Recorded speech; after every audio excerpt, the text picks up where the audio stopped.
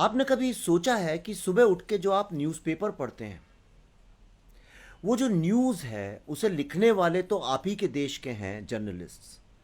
पर क्या ये पॉसिबल है कि उनकी सैलरी आपके देश के दुश्मनों के द्वारा दी जाती हो? क्या आप सोच सकते हैं कि आपके बच्चे जो स्कूल में पढ़ने जा रहे हैं, वहाँ जो टीचर्स और प्रोफेसर्स हैं, वो जो पढ़ा रहे हैं, वो आपके देश के दुश्मनों के एम्प्लॉयज़ हो? क्या आप सोच सकते हैं कि जो फिल्में आप देखते हैं, जो टेलीविज़न प्रोग्राम्स आप देखते हैं, ये बनाने वाले तो आप ही के देश के लोग हैं, लेकिन इसकी फाइनेंसिंग और क्या बनेगा क्या नहीं बनेगा, ये आपके देश के दुश्मन डिक्टेट करते हो। मैं आज आपको बताने जा रहा हूं किस तरह से चाइना पूरे वर्ल्ड में एक कल्चर वॉर लड़ रहा है और एक के बाद एक कंट्रीज के कल्चर को डिस्ट्रॉय करने की कोशिश कर रहा है, और सबसे ज्यादा भारत के कल्चर को। तो आइए मैं आपको यह कहानी बताता हूं। हॉलीवुड के एक बहुत 80s 90s के बहुत बड़े रोमांटिक स्टार थे, जैसे भारत में शाहरुख खान है, उससे भी बहुत बड़े, जिनका नाम है रिचर्ड गियर। रिचर्ड गियर ने pretty women, an officer and a gentleman, runaway bride जैसी सुपर डुपर हिट फिल्मों में काम किया है। और ऐसा कहा जाता है जैसे राजेश खन्ना को देख के औरतें बेहोश हो जाती थीं, रिचर्ड गियर के ऊपर भी दुनिया की कई सारी औरतें जो थीं उनकी दीवानी थीं और उन्हें देख के बेहोश हो जाती थीं। Such was his popularity. Then he committed a crime. उनसे एक गुनाह हो गया। 1993 के ऑस्कर अवार्ड्स में रिचर्ड गियर ने चाइना में जो ह्यूमन राइट्स हैं उसके अगेंस्ट और तिब्बत की फ्रीडम की बात कर दी। I had a thought about something actually before I came out. I want to share it with you. It's going to be short, but I was really struck by this idea that there were 1 billion people watching this thing. It's astonishing. 1 billion people watching. And I was curious about what countries this was actually going to. And it is in fact being seen in China right now. And the first thought that came to me was, I wonder if Deng Xiaoping is actually watching this right now with his children and his grandchildren, and with the knowledge that what a horrendous human rights situation there is in China, not only towards their own people, but to Tibet as well. And I was wondering if this kind of, if something miraculous and really kind of movie-like could happen here, where we could all kind of send love and truth and kind of sanity to Deng Xiaoping right now in Beijing, that he will take his troops and take the Chinese away from Tibet and allow these people to live as free, independent people again. So, thought, we send this thought out. बस फिर क्या था? सबसे पहले academy awards ने उनको ban कर दिया। उसके बाद उनको फिल्में मिलनी बंद हो गई और धीरे धीरे रिचर्ड गियर का करियर हॉलीवुड ने ही खत्म कर दिया। पर क्यों?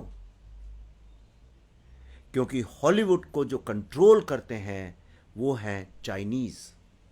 रिचर्ड गियर ने, he said, there are definitely movies that I can't be in because the Chinese will say not with him.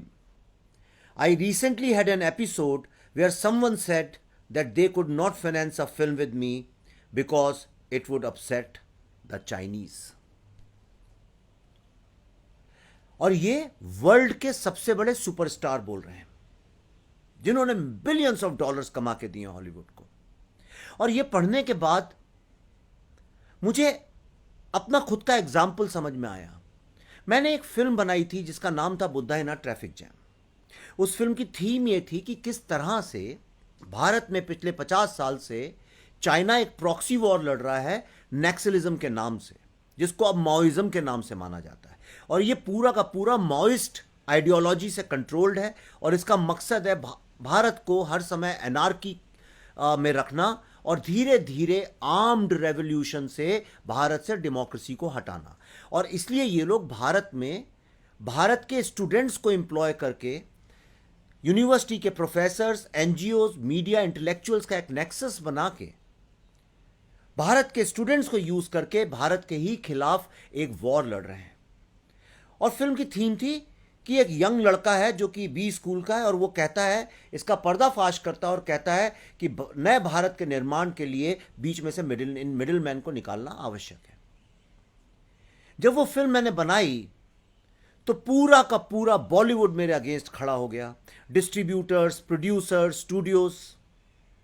मुझे ऐसा लगा कि शायद ये किसी कारण होगा, कुछ प्रोफेशनल कारण होगा। लेकिन जब ये फिल्म मैंने भारत के टॉप यूनिवर्सिटीज में दिखाने की कोशिश की, जैसे जेएनयू और जादवपुर यूनिवर्सिटी, जो दोनों की दोनों पूरी तरह से माओइस्ट यूनिवर्सिटीज हैं, ये 100% यहाँ के प्रोफेसर्स माओइज्म पे बिलीव करते हैं, यहाँ के स्टूडेंट्स करते हैं। तो इन स्टूडेंट्स ने मेरे ऊपर अटैक किया, असॉल्ट किया, मेरा कंधा तोड़ा, मेरी गाड़ी तोड़ी, रॉड्स लेके आए, मेरी फिल्म की स्क्रीन फाड़ दी। क्यों? वो तो भारत के स्टूडेंट्स हैं। हम लोगों के आइडियोलॉजिकल डिफरेंसेस किसी और चीज पे हो सकते हैं, पॉलिटिकल पार्टीज को लेके हो सकते हैं, लेकिन भारत में Mao who killed millions of people, वो हमारी यूनिवर्सिटीज में प्रोफेसर्स पढ़ा रहे हैं, स्टूडेंट्स उस पर बिलीव करते हैं, और एक व्यक्ति जो कि राष्ट्र के हित की बात करने की फिल्म बनाता है, उसकी फिल्म को दिखाने नहीं देना चाहते हैं। मैं आपको एक तीसरा एग्जाम्पल बताता हूं। आपने एक बड़ी फेमस ग्रेविटी फिल्म देखी होगी। It's a one of the classics. It got many Oscar awards also. आपने देखा होगा ग्रेविटी फिल्म में सैंड्रा बुलक जब वो फंस जाती हैं, she has to survive, what does she find? She finds a Chinese space station. सोचिए क्यों। मैं और एक आपको एग्जांपल बताता हूं। एक फिल्म है जिसका नाम है डॉक्टर स्ट्रेंज। डॉक्टर स्ट्रेंज में ओरिजिनल फिल्म में, ओरिजिनल स्क्रिप्ट में जो बनने जा रही थी, शूट होने जा रही थी, उसमें एक main character was a Tibetan character. लेकिन लास्ट मिनट पे उस कैरेक्टर को चेंज किया गया and he became a Celtic character. और ऐसे तमाम एग्जाम्पल्स हैं। आप सबसे आसान है, गूगल पे जाइए और सिर्फ ये टाइप करिए Chinese influence on Hollywood movies, आपको लिस्ट मिल जाएगी, films after films, some of your best most favourite films and some of the biggest blockbusters. उनकी थीम में कहीं ना कहीं चाइनीज आइडियोलॉजी, चाइनीज इन्फ्लुएंस कहीं ना कहीं आपको मिलेगा। No wonder Richard Gere's entire acting career was destroyed because he spoke against China.